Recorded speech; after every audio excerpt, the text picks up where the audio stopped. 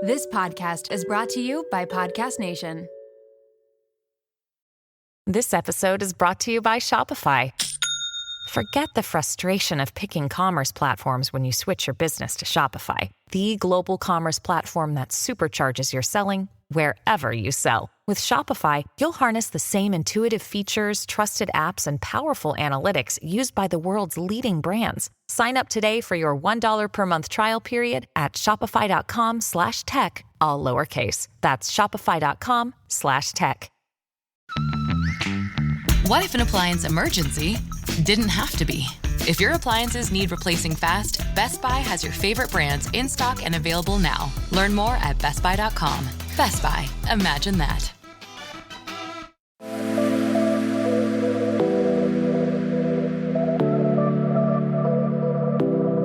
Welcome to Nirvana Sisters podcast, where we take the intimidation out of well-being and beauty to help you achieve your highest state, your nirvana. We are sisters-in-law and your hosts. I'm Amy Sherman. And I'm Katie Chandler. So let's get into some real conversation.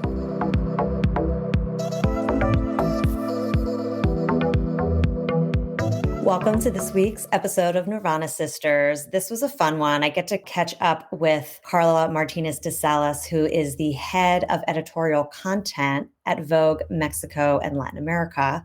And I realized as I was editing this in the beginning of the show, I didn't mention that she was with Vogue, which I thought was an important note. I hope you enjoy the episode. Welcome back to the show, Nirvana Sisters family. It's Amy and Katie, and we're here with Karla Martinez De Salas. Did I say that right, Karla? Yes. And Karla is the head of editorial content for Mexico and Latin America. So excited to speak with you, Karla. So Karla and I know each other from back in the day. We went to college together at U of A, go Wildcats, and we probably haven't seen each other in, 20, 25 years. We were just saying before we started recording that last time we saw each other was probably when we were both living in New York in the street, like hustling around. But it's so good that she's here to talk to us about her fabulous, incredible, amazing journey in the fashion industry. So a little bit about Karla. As I said, she went to U of A with me. We are actually in the same sorority, and she was my little sister. So I just had to call that out. So I feel that I did a very good job raising you. So Karla started her career as an assistant at Vogue U.S. And then in 2002 became an associate fashion editor. From 2005 to 2010, she was fashion director for T Magazine of New York Times. Then she later took the fashion direction of Interview Magazine, then went to be the fashion and accessories director of W Magazine in 2011. And then in 2015, Karla moved to Mexico City with her family, where she started working as a freelance in, I'm going to say this wrong, but you can correct me, Karla, Cooperativa Shop, an online store that specializes in ready-made pieces by Latin designers, which is so cool. And then she became the editor-in-chief for Vogue Mexico and Latin America in June 2016. And since then has continued with the exclusive editorial line of the title. So she has been in charge of Vogue Mexico and Latin America. She's been interviewed many times by major publications and been on TV, very notable appearances across the board. She was recently included in the BofF U.S. list, so that's Business of Fashion U.S. list of the 500 international fashion leaders. And since then, you've been in charge of the magazine's management. So Vogue Mexico and Latin America was also awarded the Best Editorial Content for Mexico's Fashion Digital Awards. Congratulations on that. And you also are part of Project Paz, a nonprofit organization with headquarters in New York, which has the goal of creating extracurricular activities for low-income children in Ciudad Juarez in order to promote peace. So that is just a quick little snippet of her incredible accomplishments, but there's so much more. And thank you for coming on the show, Karla. We've been chatting for months trying to get her on. So we're so glad that you're able to join us, and super inspired by you and all that you've been doing. So welcome. Thank you, Amy and Katie, for having me. I know I can't believe it. You did do a very good job as my big sister at A5. I always say that kind of whole sorority rush process was prepared you for job interviews in a way, and kind of got you ready for the real world in that you just graduated from high school. You, at least at Arizona, it was such a huge school and so difficult to navigate that you kind of wanted to have like a little community where you could go to and a home base. And and I just remember you, Karla, you were always so chic, even back then, always put together, always looked good. I remember you being super into fashion then. So I love that you've followed your passion and love for fashion and all things luxe. I know I was looking at a picture of a college trip that I took to Paris, and I remember having like a camel coat, and I feel like I would wear that in Tucson and people would be like, what are you wearing? I feel like I remember that coat now that you're saying it. I'm not even kidding you. It's like when we all, and then a lot of, you guys were at least a lot more from like, from the East Coast. Like I grew up in El Paso, which is certainly like, I think it was like a step below Tucson in terms of fashion. So I don't know. I think it's funny because I always tell people that like, I kind of got like my education from magazines in general. And like, my mom liked kind of more tabloid magazines and like what Princess Caroline was wearing of Monaco or something. But she wasn't into like the big, like she always liked reading that Hello or like Hola, which, I feel like really, really like helped me grow up in that way, certainly El Paso was not somewhere where I learned about high fashion by any means. Well, you certainly have had the education since then. So Karla, I want to start out with something we call our weekly Nirvana or Nirvana of the week, where we just talk about something that brought us joy this week, something that just sparked a little joy and put a little smile on our face, because we always want to make sure we're looking at all the good things that are happening. So I can start, or actually I'll flip it to you, Katie. Why don't you start? All right. Well, thank you, Amy and Karla. It's so great to meet you. We're really thrilled that you're here. I mean, this is a big deal, Vogue. Like I feel very honored to have you. She's like super exciting. Total boss. It's huge. So let's see, my weekly Nirvana, it happened on Saturday. I had a lymphatic drainage massage and Reiki done at the same time. And it was really kind of amazing. It was a whole experience. The whole thing lasted 4 hours. Oh my God. Which was unexpected. Wow. Yeah. It was kind of wild. Like there was the pre-session of like talking with the energy healer. And then she did some spiritual healing. I don't know the terms for it, but I turned clockwise a few times, like all of these really wild things, but it was very relaxing and calming.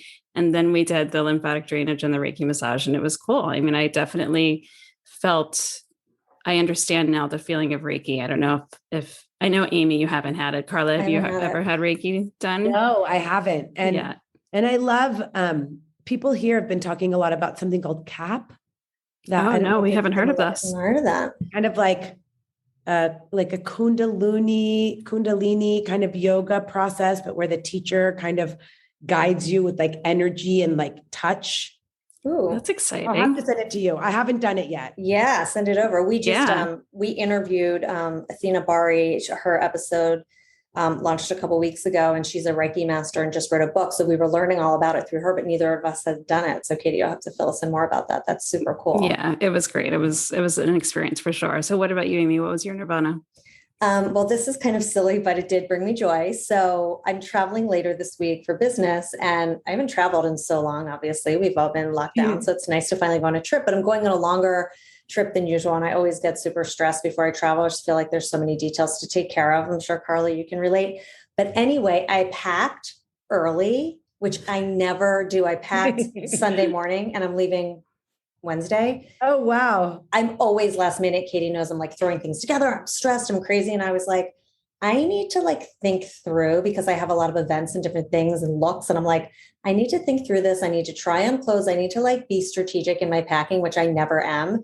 And so I did it Sunday morning, and like, I just have a couple more things to do, but I was like so happy afterwards and so relieved. And I'm like, okay, so now the night before I leave, I'm not like a crazy person running around the house. So that was my Nirvana of the week. What about you, Karla? We had the day off today. So I went to, I feel like I do yoga twice a week, but usually I have to run out early because I'm stressed and there's like a million things going on. Like you have to be ready by 9 to get to work. And today I did like the whole hour and a half class.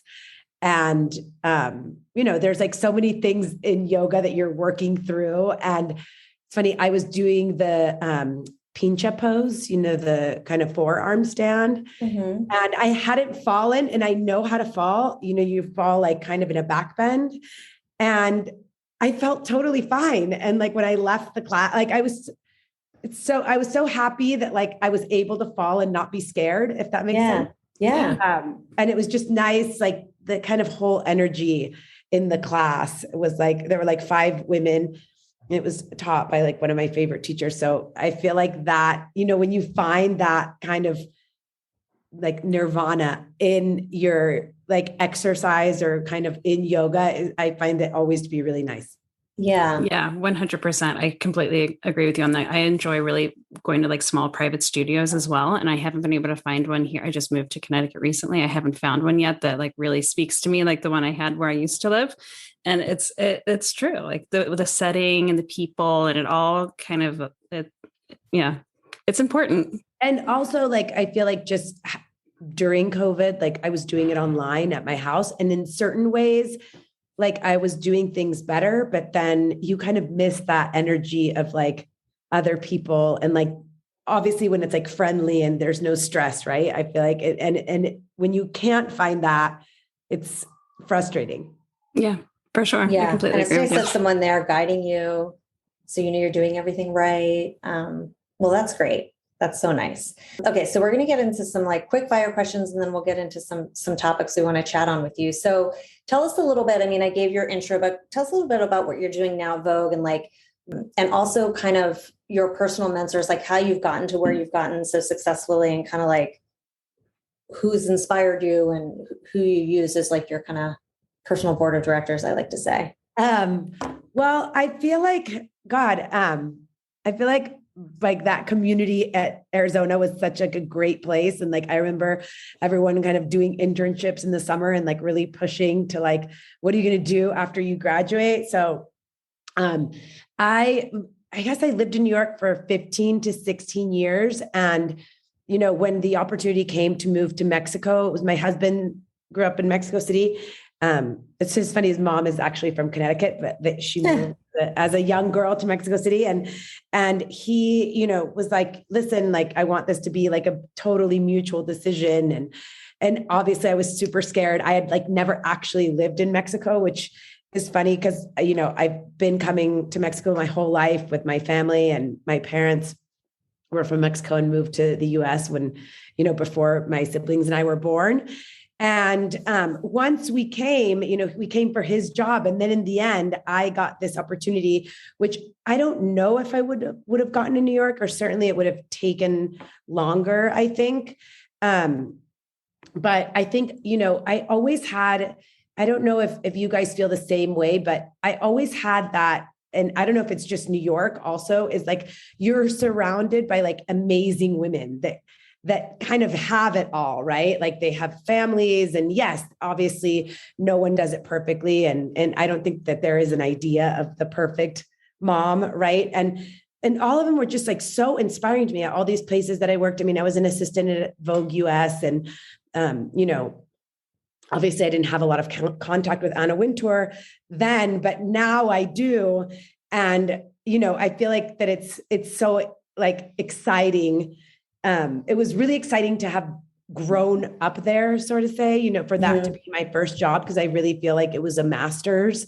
And all the women that worked there, like Virginia Smith, who's still there, she had a child, and they were also like hardworking. And then I worked at the New York Times, which is amazing, and like a really kind of, it was that idea of like what is everywhere now, which is lifestyle, which when I feel like when we graduated, it was like fashion, right? And now it was lifestyle, it was like home and travel. And, I worked for a woman named Anne Christensen, who also was an amazing role model because she was kind, and, she had a child, and, it's just like, you saw all those like struggles, and like, I kind of, saw these women that like, some of them had a hard time getting pregnant, but like they kind of, made it happen. And they were really great at their jobs. And they were also like great entertainers and friends.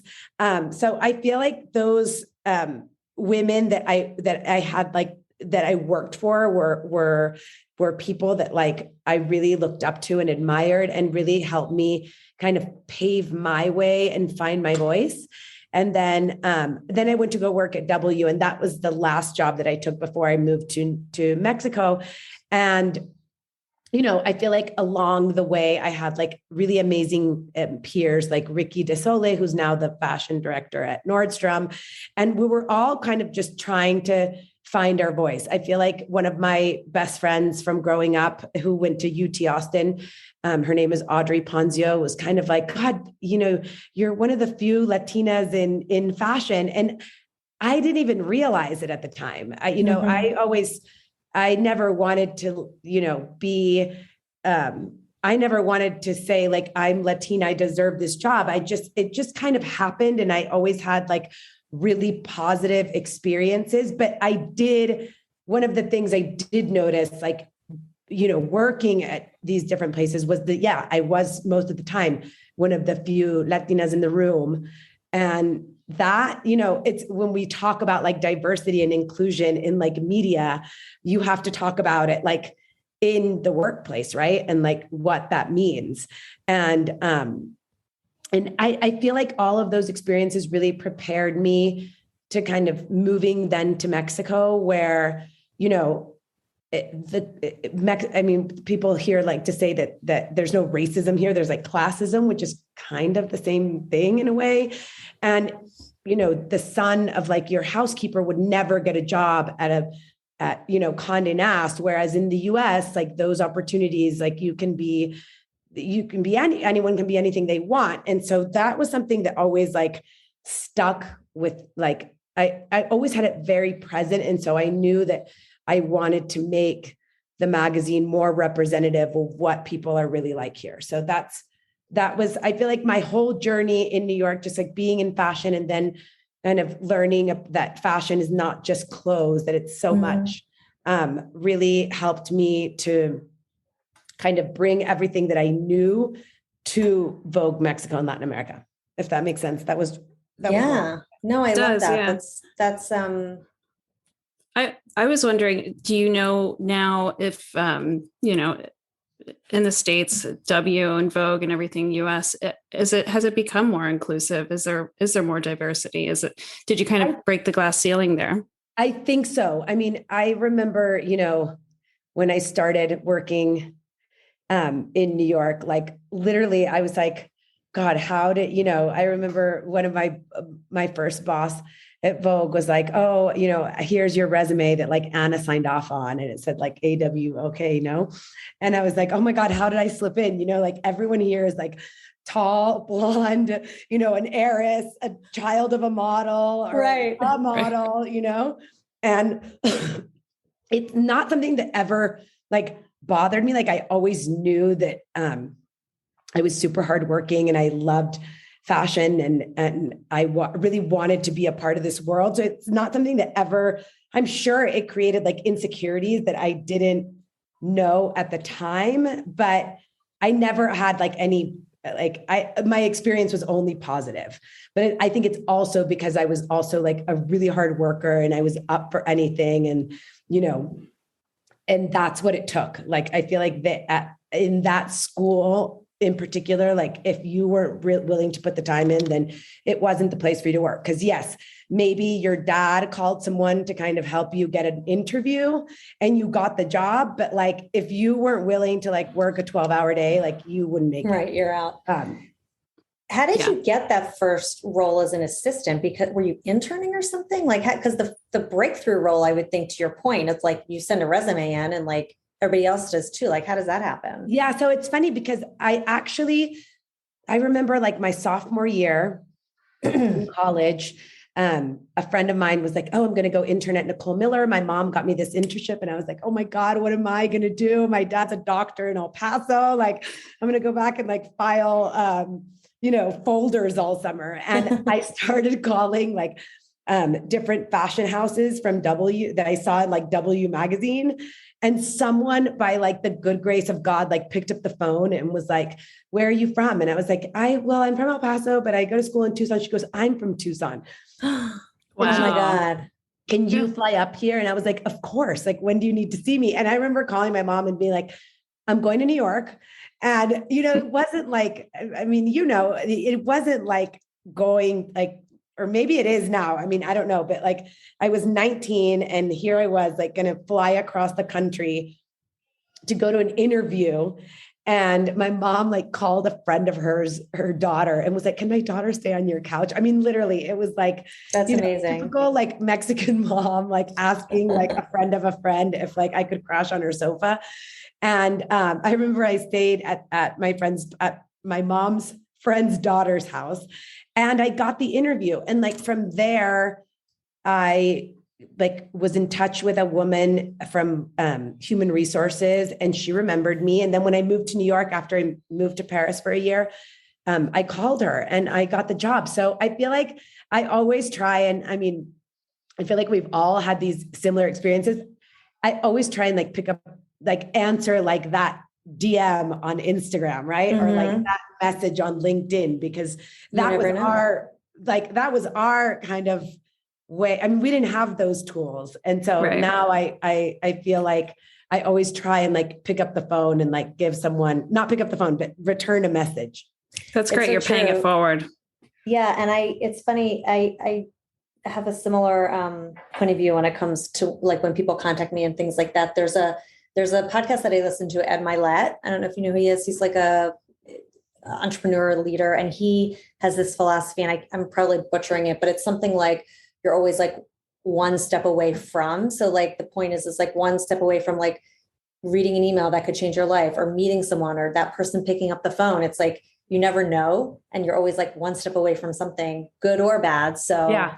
I feel like when we were graduating, it was harder though, because oh my God, like, yeah, be one step away. I mean, I feel like now, like people are so accessible now. Well, now everything's accessible. Yeah. There's Instagram, there's LinkedIn, like all these things. Like when I moved to New York, and my friend Jessica, remember Jessica from college? Like she was working at this ad agency and then get me a job, and it happened to be on a movie account, which I was interested in, and like, marketing, blah, blah, blah, went from there. But it was all just kind of like who you knew or like who you called. It was just, you had to be probably a lot more resourceful. I'm sure now you have to kind of stand out more because everyone's doing the same thing. But yeah, you definitely have to be scrappy and resourceful. I mean, Katie moved to New York how old were you, Katie? She moved to New York. I was 19. 19. Yeah.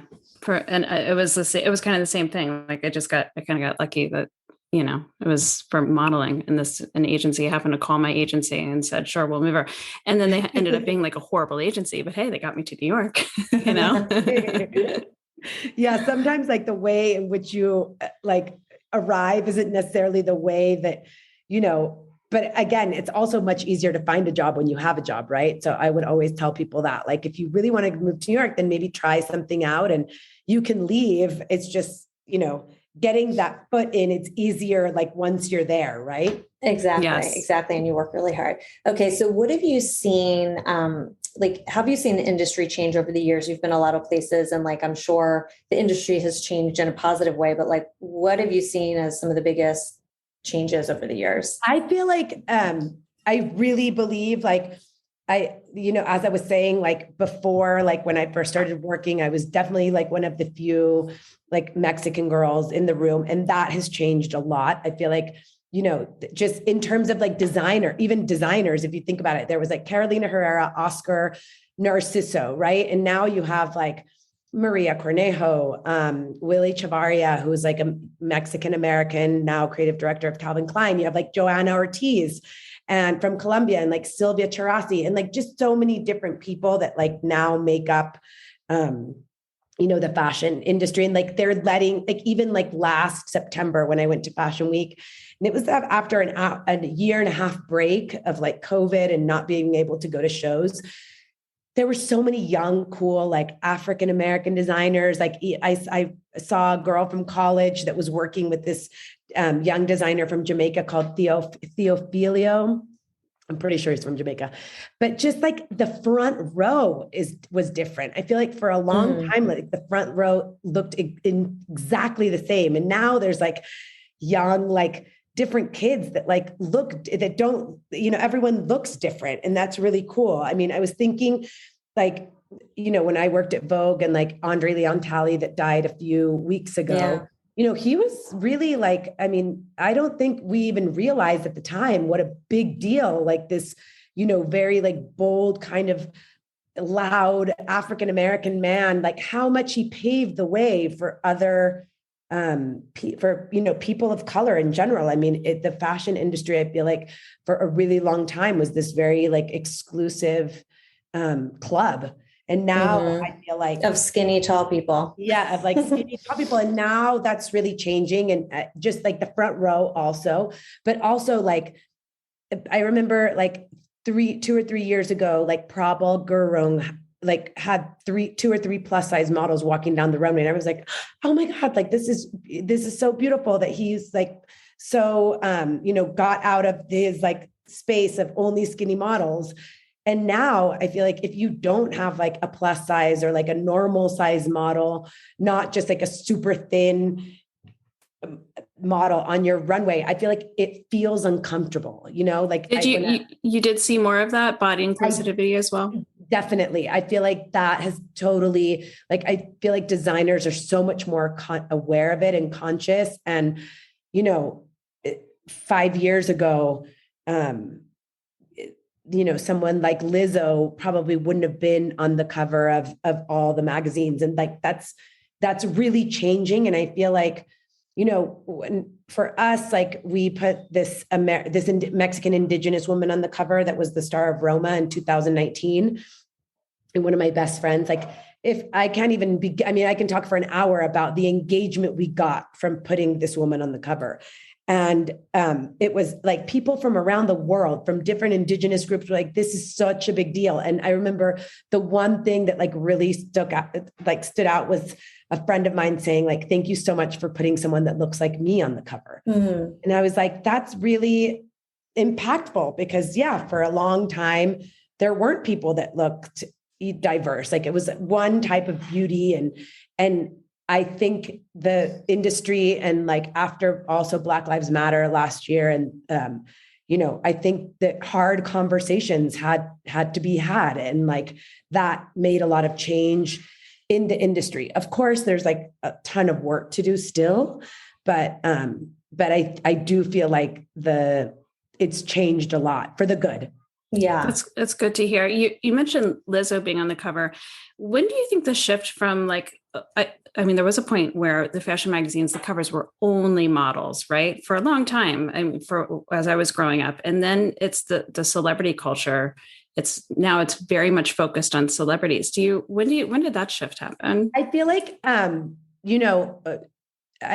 was reading something, an interview of when, I think it was like 99. Like, I think we were just like very early in our professional careers. I remember like when Vogue stopped putting so many celebrities. And like when I started working there in 2001, like it was definitely majority celebrities with the exception of like a Giselle or a Christy Turlington.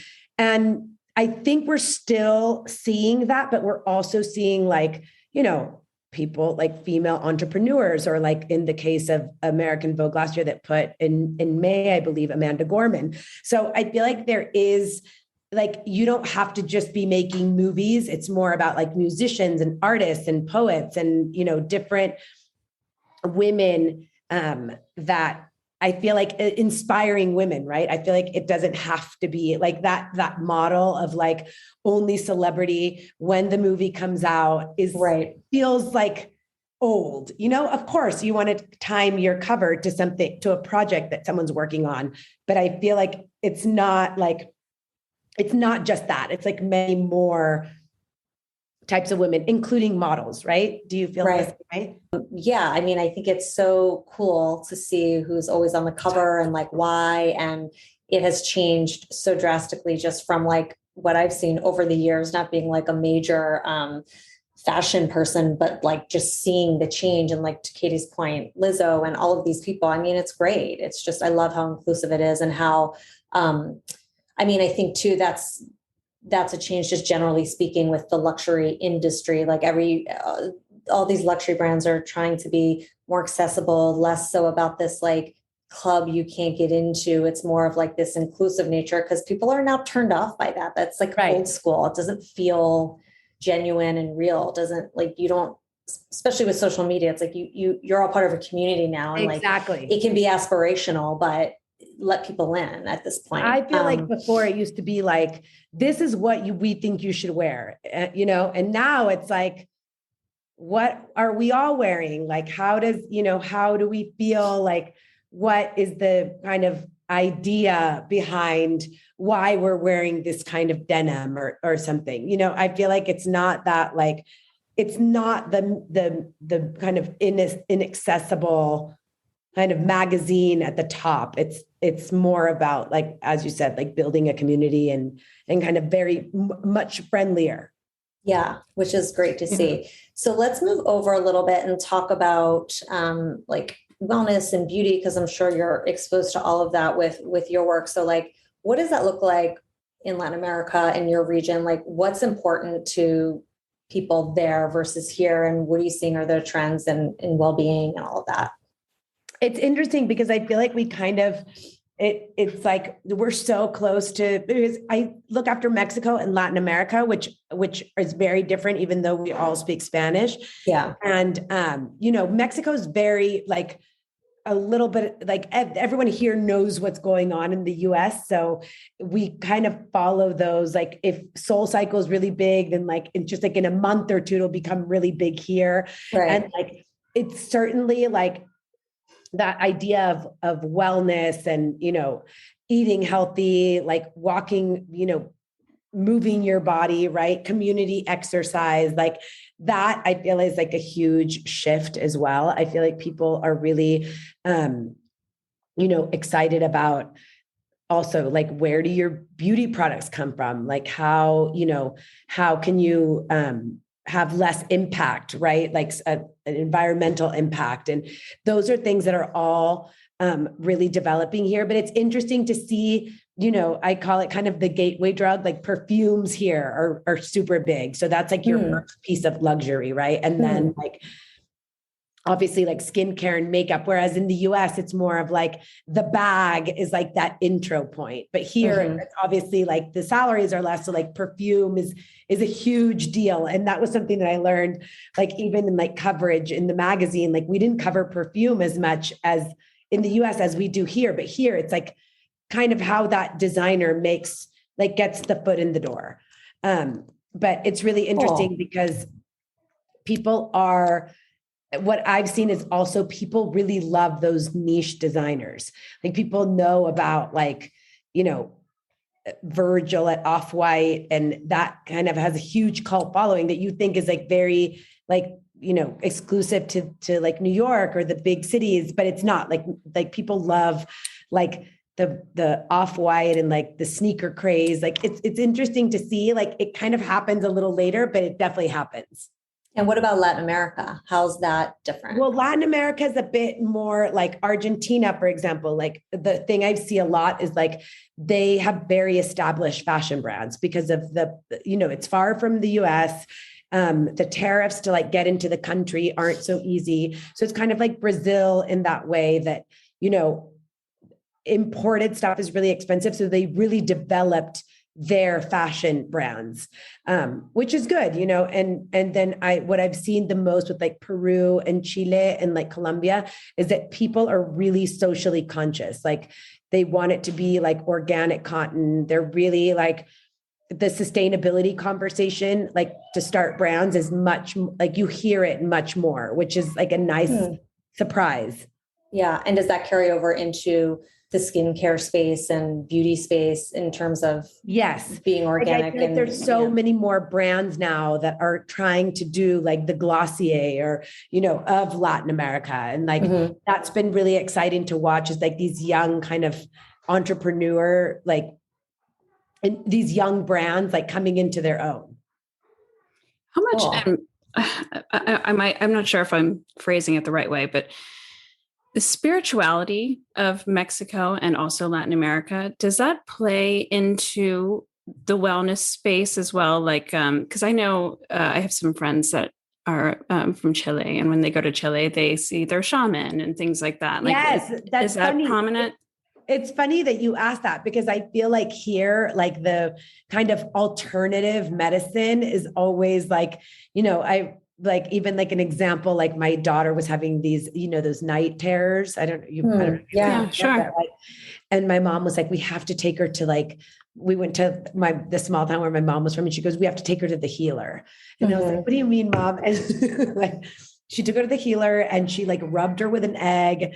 And like, my mom's like, in 2 weeks, she's not going to have nightmares. It's a big part. It's a big part of our, and even like, I always like to say that like alternative medicine, like those kind of essential oils have been happening here for like ever, you know what I mean? Like right. They didn't make them like essential oils, but, even like in terms of like when I was growing up and like coming to Mexico, like I feel like all the milk was just organic because it just was, like in my mom's town, they like literally took like milk from the cow forever. Right. And then, obviously like NAFTA happened and those things happened, and people here like love what's American. So that for better or worse, right.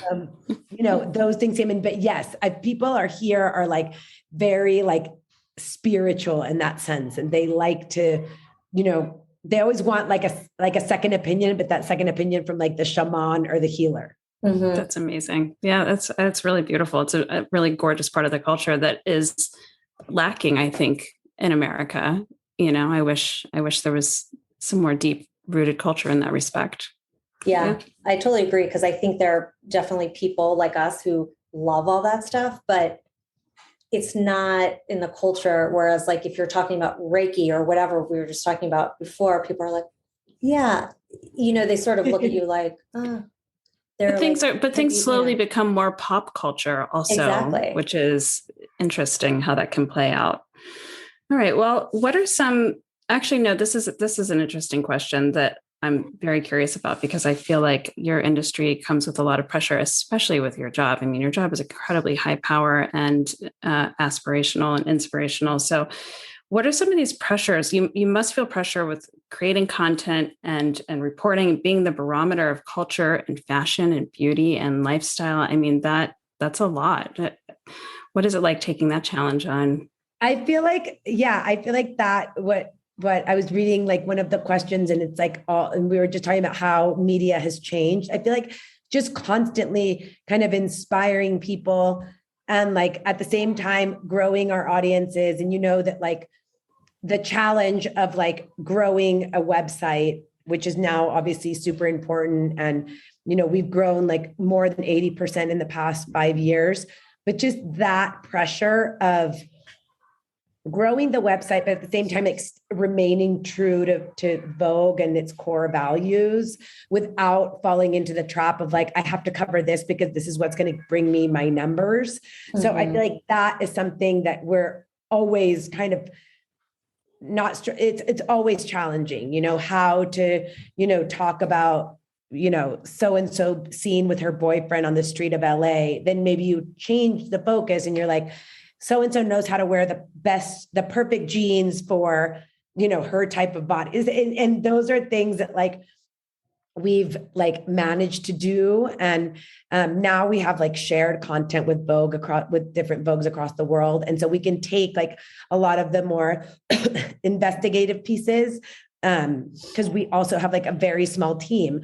And then we kind of focus on the articles that will be like do well in Latin America. So with this kind of 50-50 balance, we found like a good mix. And like last month, we were like the second largest Vogue after the U.S. So that's exciting. It's also like, how are we going to do next month and the day after, so it's constantly like looking at what we're doing and saying, we're doing this right, but we also don't want to just talk about sneakers and jeans. So like trying to find that balance. I'm curious how much, I'm sure you've gotten this question before.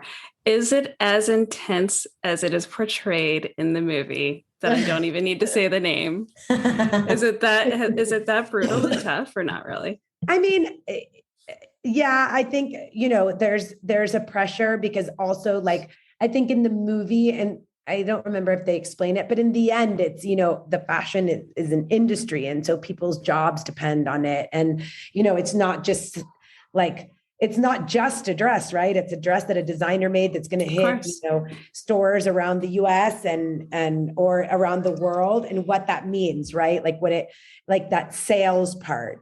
And so I think it's exciting.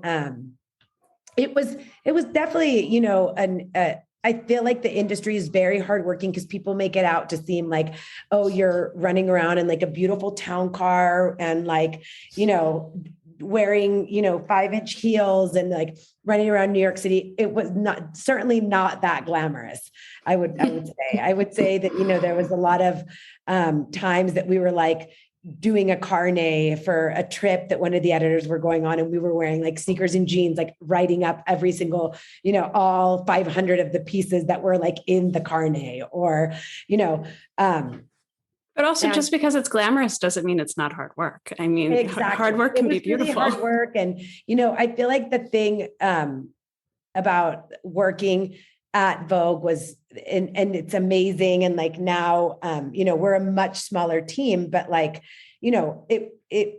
I like that it was never just a dress, it was like something that the editor had like a specific vision for. Mm-hmm. And when the shoot came back and you saw, I don't know, like I remember that Alice in Wonderland shoot that Annie Leibovitz shot with like Natalia Vodianova. It's like her in her blue dress that was made, and that, Grace Coddington like really specifically asked for that one. And you'd be like, picture is like, 15 years old and I still remember it. And that's art. Yeah, I think it's really like in that way, like creating like iconic pictures and like telling these stories through fashion that didn't just make it clothes, right? I think it was so much more than that. Yeah, absolutely. I love that. So you're so busy and running around and doing a million things. So like, what practices are you doing to stay balanced and to stay present with your family since you are so busy? And you seemed really balanced. I don't know. I mean, I feel like now, like ever since, this past year and a half that we learned how to work differently. And like, I feel like, there's no reason why you can't work from home, like on a Friday night, whereas 2 years ago, I was terrified to even ask that. Right.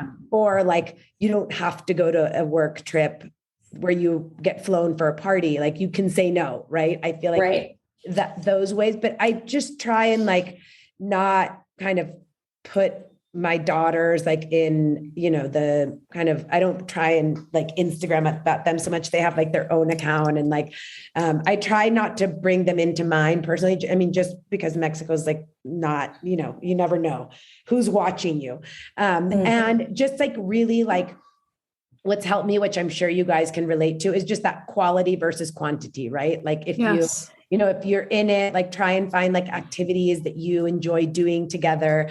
And that even though, you might have to travel for 5 days, when you come back, then you have that like bonding time with your kids. I feel like that's always super important. Like bedtime has always been important. And like, I am one of those, I also like, I'm a big believer of like, if my nanny's here and she can help me, and like going out for a run, and she helps me with them, like, it's okay. I don't, I can go out for a run because that run will probably bring me mental, help me clear my head. Like I try not to get into that kind of mommy guilt so much. That's great. Like if you want to go to yoga and they can stay with their father, like playing or watching TV, it's fine. I feel like people get like so kind of worked up about those things. Yeah. And I think too, with like the last year and a half, like that's helped so much with the guilt. Cause I feel like I had it so much. And now, you're working from home, or whenever I do go back to the office, it's never going to be the same as it was, like, because working from home is so much more accessible and easy now.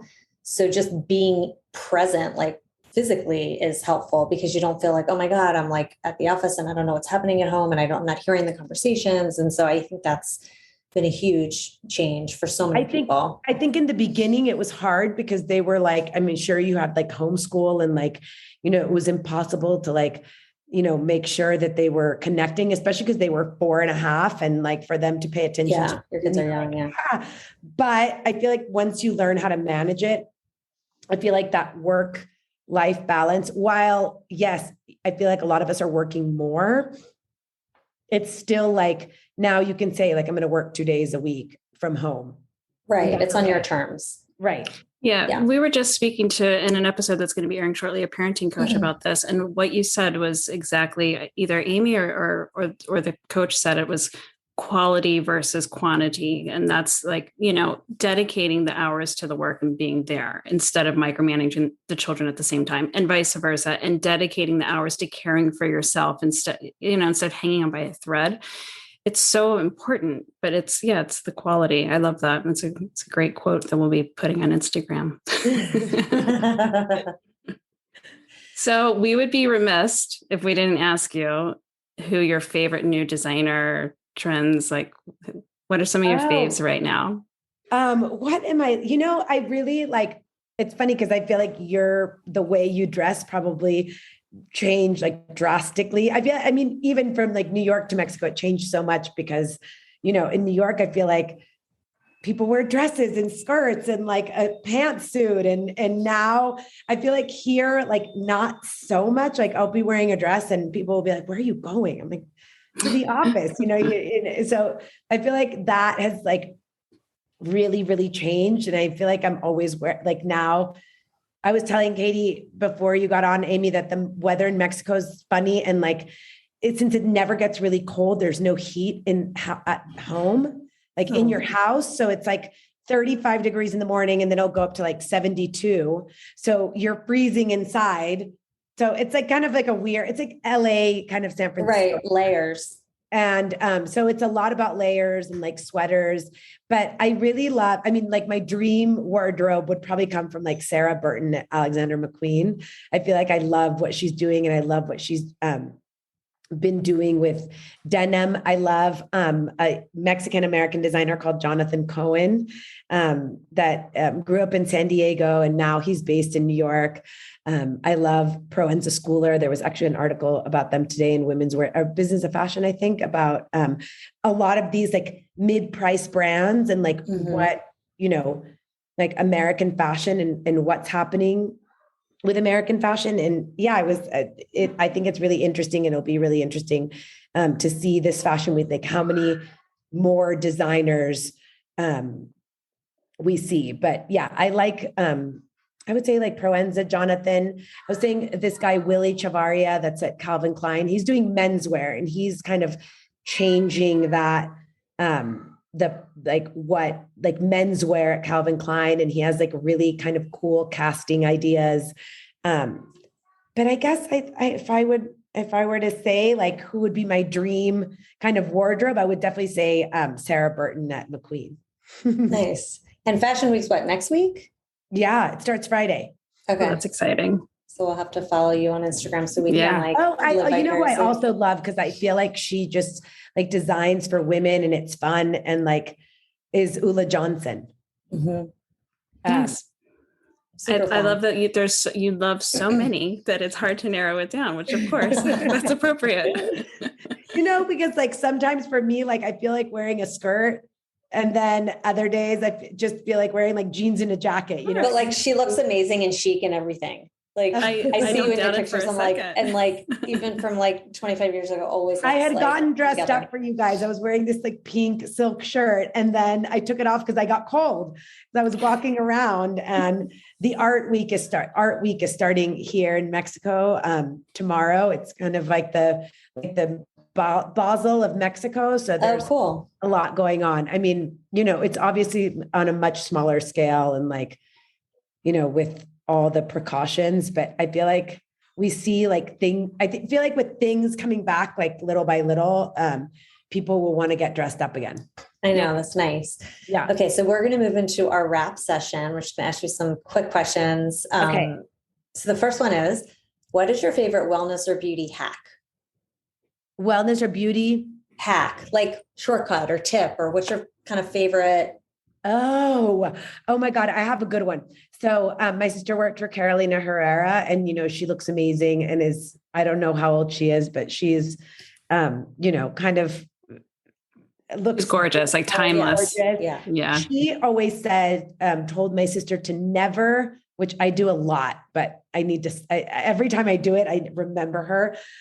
She always said never to dry your face with a towel, like you grab she always says it's like gentle pats, like for everything. So now I apply it like always, like moisturizer. And like when I, have like these rituals, like I feel like I always remember the non-towel, just to be a little more gentle. Yeah, I like that. Yeah, I like that. Yeah. All right. This next one we call your 5-minute flow. You just got out of the shower and Uber pinged you and they're 5 minutes away. What are you doing to like get out the door and get in that car on time? Ooh, I do this a lot. So I was just going to say, when you have your art thing. So you guys can relate, but I remember a friend of mine used to get so mad when she used to see people putting makeup on the subway. She's like, you have that minute at home, for God's sakes, just use it. But usually I kind of know, because I'm always rushing, as I was saying about the yoga class, like I'll like do an hour and 15 minutes and like rush home to be ready by 9. So when I have like 5 minutes, I would say, I think about what I'm going to wear in the shower. When I get out, I obviously am like huge on moisturizing. I use like a great Sisley moisturizing cream, SPF, no matter where you live. This is like one thing that my dermatologist and Dr. Tim Goluk from Royal Fern told me is like, you cannot leave home without it, whether it's like 2 degrees or 102. So that, and then I love this kind of Chanel liquid, foundation I've been putting on, that I put like, it's like very loose and like feels like also moisturizing, and then always concealer and always lipstick, even though the kind of face mask thing is annoying. But if like I have to like be ready quick, those are like what I try and do the most. Those are your go-tos. Yeah, I like that. Nice. We need to get we have to have your favorite products, the names, and because people are going to want to know like what exactly you're I'll using. send them. Yeah, we would love it. We'd love it. Okay. And you kind of touched on this before, but how do you maintain your daily nirvana? I like need to work out in the morning. I feel like that's something that I don't know if it was Tucson that did this to me, but like everyone always worked out and was like in super shape. But like to me, I like love getting up and like the first thing I do is have coffee. Even though I just did that chroma cleanse and they were like, avoid coffee if possible. I'm like, the if possible is impossible. Right. So that's like my kind of ritual in the morning. Like no matter if I have like 15 minutes or 45, is just to have like a quick Nespresso. And then I get up and I go run or do like Tracy Anderson videos online. Okay. You like that. Or yoga. Yeah. And then I kind of help my girls get ready and we rush out of the house. And that's how I love walking too. I just feel like that brings me like such peace, like, especially during COVID when people were like, locked in their homes, I would always go for a walk. Yeah. Yeah. The Tracy Anderson method it's good. It's intense. Like, yeah. Right. I love that the streaming. I feel like all of those like classes that like adjusted to like have the streaming moment have done so well. Yeah. Oh, yeah. Huge. Agreed.